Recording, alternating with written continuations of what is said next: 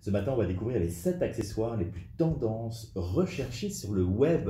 Et ce, grâce à Déborah Vouillot. Bonjour Déborah. Bonjour Fred. 7 trucs quand même qu'on pianote comme ça. Voilà, qui a été le sur plus le web. pianoté sur le web pour les tendances fashion. Alors ça, c'est pour les filles. C'est pour les filles, les 7 premières, et puis après 5 pour vous les gars. Ouais, nous on est un peu plus timides.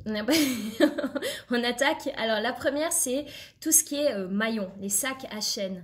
Donc les sacs avec justement les maillons, les boucles d'oreilles, les ceintures, les lanières. On a même sur les mocassins, sur les chaussures des maillons. Donc le maillon fort cet été, c'est le maillon numéro 1.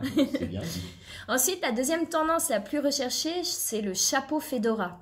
Donc, il s'appelle aussi le chapeau tribli. C'est ce fameux chapeau issu du XXe siècle, début du XXe siècle.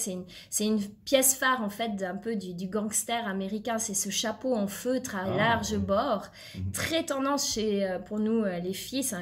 Il est vraiment, il amène un côté chic à la silhouette. On l'a vu, version hiver, avec justement le côté un petit peu feutre, dans des teintes sapin, marron, noir. Et puis, pour l'été, il se porte aussi dans des teintes blanc, un peu plus pétillant. Donc voilà. Ah, c'est top. C'est pas mal. Ah, oui. Le troisième, c'est le collier en forme de croix, avec des strass en forme de croix. Donc en fait, ça c'est une tendance qui a été rééditée à de multiples reprises par Dolce & Gabbana.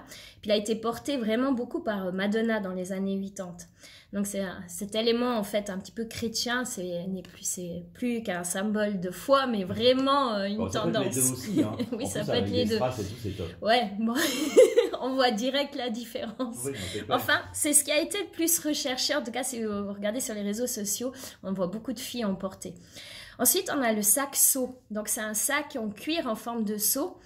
Il était mis dans la catégorie has-been, ringard, depuis des années, parce que c'est vraiment des années 90.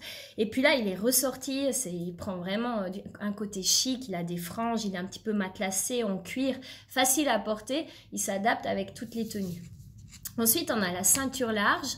La pince à cheveux, donc la pince à cheveux aussi des années 90, comme on avait quand on était petit. Donc là, ça ressort à strass, transparente. C'est quoi? C'est les gros? C'est les pinces. Voit, quoi. Hein? Pardon. Je veux dire, ça se voit, non? Alors oui, ouais, ça se voit. C'est pour vraiment pincer les cheveux, donc des deux côtés. Mais elle s'adapte à la tendance du moment vestimentaire. Donc on retrouve des imprimés léopard, des imprimés fleuris.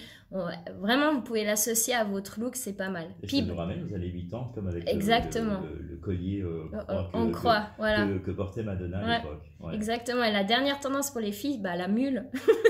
On a nouveau la fameuse mule. Partout la mule cette année. Et elle doit être en accord avec nos vêtements. Un peu, la mule. Alors, et puis. Vous n'avez toujours pas l'image, Déborah vient de s'enlever la mule. Je viens de sortir ma mule. Donc voilà, ça c'est les 7 tendances pour vous les filles. Évidemment, on évite de tout mettre en même temps. Et on va parler des gars la semaine prochaine, vous êtes d'accord? Ok, c'est parti les gars. Allez, à bientôt. Bye bye Fred. À tout à l'heure. Je vais noter quand on doit reparler des gars. Ouais, parce que là... mais je vais faire une spéciale gars plus... Qu'est-ce qu'on n'avait pas parlé des gars aussi? Le côté sport chic, comme ça je fais... Donc, 5 accessoires pour les gars. Ouais.